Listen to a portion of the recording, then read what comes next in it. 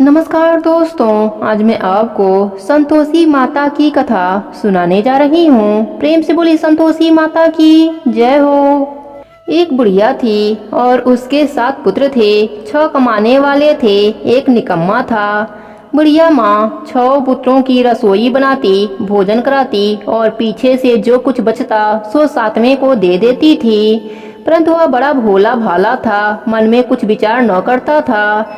एक दिन अपनी बहू से बोला, देखो मेरी माता मुझ पर कितना प्यार लुटाती है। वह बोली, क्यों नहीं, सबका जूठा बचा हुआ तुमको खिलाती है। वह बोला, भला ऐसा भी कहीं हो सकता है? मैं जब तक आंखों से ना देखूं मान नहीं सकता। बहू ने हंसकर कहा, तू देख लोगे तब तो मानोगे। कुछ दिन के बाद बड़ा त्योहार आया। घर में 7 प्रकार के भोजन और चूरमा के लड्डू बनाए गए। वह इस बात का पता लगाने के लिए सिर दर्द का बहाना बनाकर पतला कपड़ा ओढ़कर रसोई घर में सो गया और कपड़े में से सब देखता रहा। 6 भाई भोजन करने आए। उसने देखा माँ ने उनके लिए सुंदर सुंदर आसन बिछाए हैं, 7 प्रकार की रसोई परोसी है। वह आग्रह करके जिमाती है। वह देखता रहा। 6 भाई भोजन कर उठे तब माता ने उनकी जूठी थालियों में से लड्डू के टुकड़े को उठाया और एक लड्डू बनाया। जूठन साफ कर बुढ़िया माँ ने पुकारा, उठो बेटा, 6 भाई भोजन कर गए, अब तू ही बाकी है, उठ, कब खाएगा? वह कहने लगा, माँ मुझे भोजन नहीं करना, मैं परदेश जा रहा हूँ। माता ने कहा, कल जाता हो तो आज ही चला जा। वह बोला, हाँ हाँ आज ही चला जाता हूँ। यह कहकर वह घर से निकल गया। चलते समय बहू की याद आई। वह गौशाला में उबले ताप रही थी। वहीं जाकर उससे बोला, हम जामे परदेश को आवेंगे कुछ काल, तुम रहियो संतोष से अपना धर्म पाल। वह बोली, जाओ पिया आनंद से, हमरू सोच हटाए, राम भरोसे हम रहें, ईश्वर तुम्हें सहाय। देख निशानी आपकी, देख धरू मैं धीर, सुधि हमारी मत बिसरियो, रखियो मन गंभीर। वह बोला, मेरे पास तो कुछ नहीं, यह अंगूठी है सो ले ले और अपनी कुछ निशानी मुझे दे दे। वह बोली, मेरे पास क्या है, यह गोबर भरा हाथ है। यह कहकर उसकी पीठ में गोबर के हाथ की थाप मार दी। वह चल दिया। चलते चलते दूर देश में पहुंचा। वहाँ पर एक साहूकार की दुकान थी। वहाँ जाकर कहने लगा, भाई मुझे नौकरी पर रख लो। साहूकार को जरूरत थी। वह बोला, राजा। लड़के ने पूछा, तनख्वाह क्या दोगे? साहूकार ने कहा, काम देखकर दाम मिलेगा। साहूकार की नौकरी मिली। वह सवेरे 7 बजे से रात तक नौकरी बजाने लगा।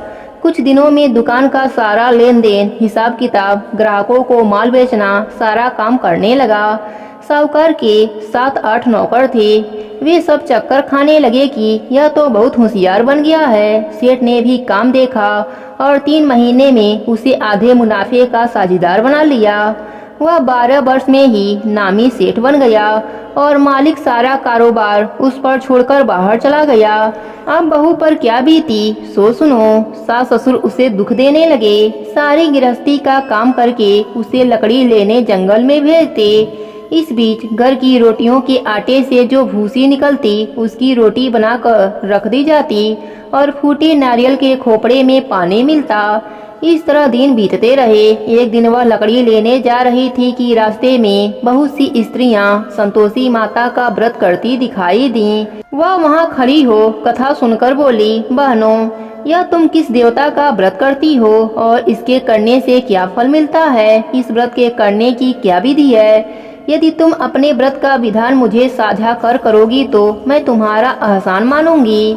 तब उनमें से एक स्त्री बोली, सुनो, यह संतोषी माता का व्रत है। इसके करने से निर्धनता दरिद्रता का नाश होता है और लक्ष्मी आती हैं, मन की चिंताएं दूर होती है, घर में सुख होने से मन को प्रशंसा और शांति मिलती है, निपुत्र को पुत्र मिलता है, प्रियतम बाहर गया हो तो जल्दी आवे, कुंवारी कन्या को मनपसंद वर मिले, राजद्वारे में बहुत दिनों से मुकदमा चलता हो तो खत्म हो जावे, सब तरह सुख शांति हो, घर में धन जमा हो, पैसा जायदाद का लाभ हो, रोग दूर हो जावे और जो कुछ मन में कामना हो वह सब संतोषी माता की कृपा से पूरी हो जाती है, इसमें संदेह नहीं। वह पूछने लगी, यह व्रत कैसे किया जावे, यह भी बताओ तो बड़ी कृपा होगी। स्त्री कहने लगी, ₹1.25 का गुड़ चना लेना, इच्छा हो तो ₹5.25 का लेना या ₹11.25 का भी सहूलियत अनुसार लेना। बिना परेशानी, श्रद्धा और प्रेम से जितना बन सके सवाया लेना। ₹1.25 से ₹5.25 तक, इसमें भी ज्यादा शक्ति और भक्ति अनुसार लें। हर शुक्रवार को निराहार रह कथा कहना सुनना, इसके बीच क्रम टूटे नहीं, लगातार नियम पालन करना।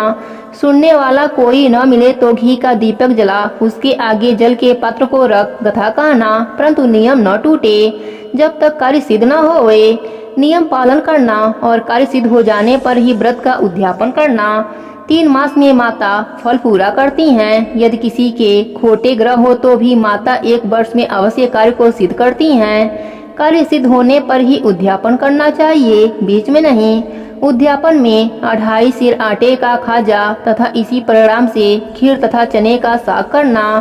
8 लड़कों को भोजन कराना, जहाँ तक मिले देवर, जेठ, भाई, बंधु, कुटुंब के लड़के लेना, न मिले तो रिश्तेदारों और पड़ोसियों के लड़के बुलाना, उन्हें भोजन कराना, यथाशक्ति दक्षिणा देना। माता का नियम पूरा करना, उस दिन घर में कोई खटाई न खावे। यह सुनकर बुढ़िया के लड़के की बहू चल दी। रास्ते में लकड़ी के बोझ को बेच दिया और उन पैसों से गुड़ चना ले माता के व्रत की तैयारी कर आगे चली और सामने मंदिर देख पूछने लगी, यह मंदिर किसका है? सब कहने लगे, संतोषी माता का मंदिर है। यह सुन माता के मंदिर में जा माता के चरणों में लौटने लगी। दिन होकर विनती करने लगी, माँ मैं निपट मूर्ख हूँ, व्रत के नियम कुछ नहीं जानती, मैं बहुत दुखी हूँ। हे माता जगजननी, मेरा दुख दूर कर, मैं तेरे शरण में हूँ। माता को दया आई। एक शुक्रवार बीता कि दूसरे शुक्रवार को ही उसके पति का पत्र आ गया और तीसरे को उसका भेजा हुआ पैसा भी पहुंचा। यह देख जेठानी मुंह सुकोड़ने लगी, इतने दिनों में पैसा आया, इसमें क्या बड़ाई है? लड़के ताने देने लगे। काकी के पास अब पत्र आने लगा, रुपया आने लगा, अब तो काकी की खातिर बढ़ेगी, अब तो काकी बुलाने से भी नहीं बोलेंगी। बेचारी सरलता से कहती, भैया पत्र आवे, रुपया आवे तो हम सबके लिए अच्छा है। ऐसा कहकर आंखों में आंसू भरकर संतोषी माता के मंदिर में आ मातेश्वरी के चरणों में गिरकर रोने लगी। माँ मैंने तुमसे पैसा नहीं मांगा, मुझे पैसे से क्या काम है, मुझे तो अपने सुहाग से काम है, मैं तो अपने स्वामी के दर्शन और सेवा मांगती हूँ। तब माता ने प्रसन्न होकर कहा, जा बेटी तेरा स्वामी आएगा। यह सुन खुशी से बावली हो घर में जा काम करने लगी। अब संतोषी माँ विचार करने लगी, इस भोली पुत्र से मैंने कह तो दिया तेरा पति आवेगा, पर आवेगा कहाँ से? वह तो सपने में भी इसे याद नहीं करता, उसे याद दिलाने मुझे जाना पड़ेगा। इस तरह माता बुढ़िया के बेटे के पास जा सपने में प्रकट होकर कहने लगी, साहूकार के बेटे सोता है या जागता है? वह बोला, माता सोता भी नहीं हूँ, जागता भी नहीं हूँ, बीच में हूँ, कहो क्या आज्ञा है? माँ कहने लगी, तेरा घर बार कुछ है या नहीं? वह बोला, मेरा सब कुछ है माता, माँ बाप, भाई बहन, बहू, क्या कमी है? माँ बोली, भोले पुत्र तेरी स्त्री घोर कष्ट उठा रही है, माँ बाप उसे दुख दे रहे हैं, वह तेरे लिए तरस रही है, तू उसकी सुध ले। वह बोला, हाँ माता यह तो मुझे मालूम है, परंतु मैं जाऊँ तो कैसे जाऊँ? परदेश की बात है, लेन देन का कोई हिसाब नहीं है, कोई जाने का रास्ता नजर नहीं आता, कैसे चला जाऊँ? माँ कहने लगी, मेरी बात मान, सवेरे नहा धोकर संतोषी माता का नाम ले, घी का दीपक जला, दंडवत कर दुकान पर बैठ जाना। देखते देखते तेरा लेन देन सब चुकता हो जाएगा, जमा माल बिक जाएगा, सांझ होते होते धन का ढेर लग जाएगा। सवेरे बहुत जल्दी उठ उसने लोगों से अपने सपने की बात कही तो वे सब उसकी बात अनसुनी कर दिल लगी उड़ाने लगे, कहीं सपने भी सच होते हैं। एक बूढ़ा बोला, देख भाई मेरी बात मान, इस प्रकार सच झूठ करने के बदले देवता ने जैसा कहा है वैसा ही करने में तेरा किया जाता है। वह बूढ़े की बात मान, स्नान कर, संतोषी माँ को दंडवत कर, घी का दीपक जला, दुकान पर जा बैठा। थोड़ी देर में वह क्या देखता है कि देने वाले रुपया लाए, लेने वाले हिसाब लेने लगे। कोठे से भरे सामानों के खरीदार नगद दाम से सौदा करने लगे। शाम तक धन का ढेर लग गया। माता का चमत्कार देख प्रसन्न हो मन में माता का नाम ले घर ले जाने के वास्ते गहना कपड़ा खरीदने लगा और वहाँ के काम से निमट कर वह घर को रवाना हुआ। वहाँ बहू बेचारी जंगल में लकड़ी लेने जाती है। लौटते वक्त माँ के मंदिर पर विश्राम करती है। वह तो उसका रोजाना रुकने का स्थान था। दूर से धूल उड़ती देख वह माता से पूछती है, हे माता, यह धूल कैसी उड़ रही है? माँ कहती हैं, हे पुत्री, तेरा पति आ रहा है। अब तू ऐसा कर, लकड़ियों के 3 बोझ बना ले। एक नदी किनारे रख, दूसरा मेरे मंदिर पर और तीसरा अपने सिर पर रख। तेरे पति को लकड़ी का गट्ठर देखकर मोह पैदा होगा। वह वहाँ रुकेगा, नाश्ता पानी बना खाकर माँ से मिलने जाएगा। अब तू लकड़ियों का बोझ उठाकर घर जाना और बीच चौक में गट्ठा डालकर 3 आवाजें जोर से लगाना। लो सासू जी, लकड़ियों का गट्ठर ले लो, भूसी की रोटी दे दो और नारियल के खोपड़ी में पानी दे दो। आज कौन मेहमान आया है? माँ की बात सुन बहू बहुत अच्छा माता कहकर प्रसन्न हो लकड़ियों के 3 गट्ठर बनाई। एक नदी तट पर, एक माता के मंदिर पर रख। इतने में ही एक मुसाफिर आ पहुंचा। सूखी लकड़ी देख उसकी इच्छा हुई कि अब यहीं विश्राम करें और भोजन बना खाकर गांव जावें। इस प्रकार भोजन बना विश्राम कर वह गांव को गया। सबसे प्रेम से मिला। उसी समय बहू सिर पर लकड़ी का गट्ठर लिए आती है। लकड़ी का भारी बोझ आंगन में डाल जोर से 3 आवाज देती है, लो सासू जी, लकड़ी का गट्ठर ले लो, भूसी की रोटी दे दो, नारियल के खोपड़ी में पानी दे दो। आज कौन मेहमान आया है? यह सुनकर सास बाहर आई। अपने दिए हुए कष्टों को भुलाते हुए कहती है, बहू ऐसा क्यों कहती है? तेरा मालिक ही आया है। आ बैठ, मीठा भात खा, भोजन कर, कपड़े गहने पहन। इतने में आवाज सुन उसका स्वामी बाहर आता है और अंगूठी देख व्याकुल हो माँ से पूछता है, माँ यह कौन है? माँ कहती है, बेटा यह तेरी बहू है। आज 12 वर्ष हो गए जब से तू गया है, तब से सारे गांव में जानवर की तरह भटकती फिरती है। काम काज घर का कुछ नहीं करती है, 4 समय आकर खाती है। अब तुझे देखकर भूसी की रोटी और नारियल के खोपड़ी में पानी मांग रही है। वह लज्जित हो बोला, ठीक है माँ, मैंने इसे भी देखा है और तुम्हें भी देखा है। अब मुझे दूसरे घर की ताली की चाबी दो, मैं उसी में रहूंगा। तब माँ बोली, ठीक है बेटा, तेरी जैसी मर्जी, कहकर ताला का गुच्छा पटक दिया। उसने ताली ली। दूसरे कमरे में जो तीसरी मंजिल के ऊपर था खोलकर सारा सामान जमाया। एक दिन में ही वहाँ राजा के महल जैसा ठाट बाट बना लिया। अब क्या था, वे दोनों सुखपूर्वक रहने लगे। इतने में अगला शुक्रवार आया। बहू ने अपने पति से कहा कि मुझे माता का उद्यापन करना है। पति बोला, बहुत अच्छा, खुशी से करो। वह तुरंत ही उद्यापन की तैयारी करने लगी। जेठ के लड़कों को भोजन के लिए कहने लगी। उसने मंजूरी किया, परंतु पीछे जेठानी अपने बच्चों को सिखलाती है, देखो रे, भोजन के समय तुम लोग खटाई मांगना, जिससे उसका उद्यापन पूरा न हो सके। लड़के जिमने आए, खीर पेट भर के खाई, परंतु याद आते ही कहने लगे, हमें कुछ खटाई दे दो, खीर खाना हमें भाता नहीं है, देखकर अरुचि होती है। बहू कहने लगी, खटाई किसी को नहीं दी जाएगी, यह तो संतोषी माता का प्रसाद है। लड़के तुरंत उठ खड़े हुए, बोले, पैसा लाओ। बोली बहू कुछ नहीं जानती थी, सो उन्हें पैसा दे दिया।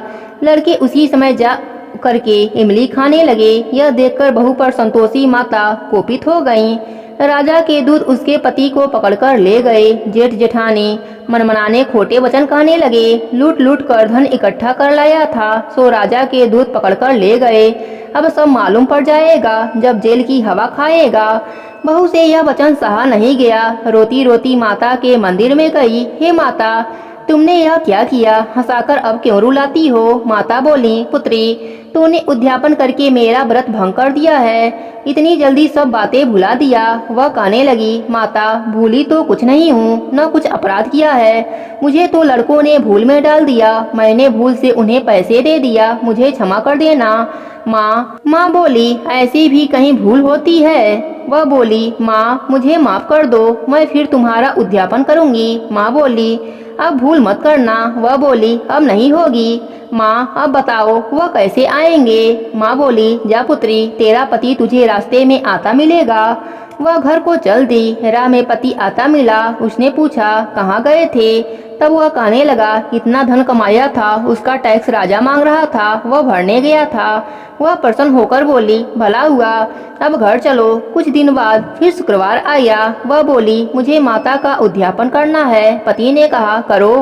वह फिर जेठ के लड़के से भोजन करने के लिए कहने लगी। जेठानी ने तो एक दो बातें सुनाई और लड़कियों को सिखा दिया कि तुम पहले खटाई मांगना।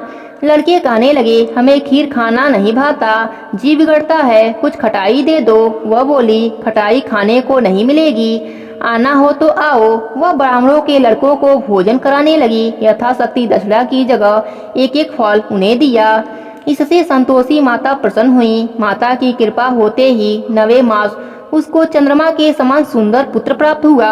पुत्र को लेकर प्रतिदिन माता जी के मंदिर में जाने लगी। माँ ने सोचा कि यह रोज आती है, आज क्यों न मैं इसके घर चलूं, इसका आसरा देखूं तो सही। यह विचार कर माता ने भयानक रूप बनाया। गुड़ और चने से सना मुख, ऊपर सूर्य के समान ओठ, उस पर मक्खियां भिन भिन कर रही थीं। दहलीज में पाँव रखते ही उसकी सास चिल्लाई, देखो रे, कोई चुड़ैल डाकनी आ रही है, लड़को इसे भगाओ, नहीं तो यह किसी को खा जाएगी।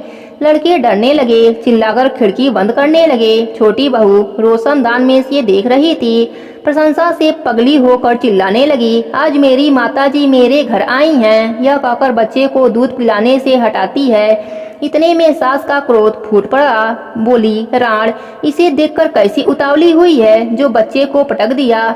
इतने में माँ के प्रताप से जहाँ देखो वहीं लड़के ही लड़के नजर आने लगे। वह बोली, माँ जी, मैं जिनका व्रत करती हूँ यह वही संतोषी माता हैं। इतना कह झट से सारे घर के किवाड़ खोल देती है। सबने माता के चरण पकड़ लिए और विनती करने लगे, हे माता, हम मूर्ख हैं, हम अज्ञानी हैं, पापी हैं, तुम्हारे व्रत की विधि हम नहीं जानते थे। तुम्हारा व्रत भंग कर हमने बहुत बड़ा अपराध किया है। हे माता, आप हमारा अपराध क्षमा करो। इस प्रकार माता प्रसन्न हुई। हे संतोषी माता, जैसे आप बहू पर प्रसन्न हुई वैसे ही अपने सभी भक्तों पर प्रसन्न रहना।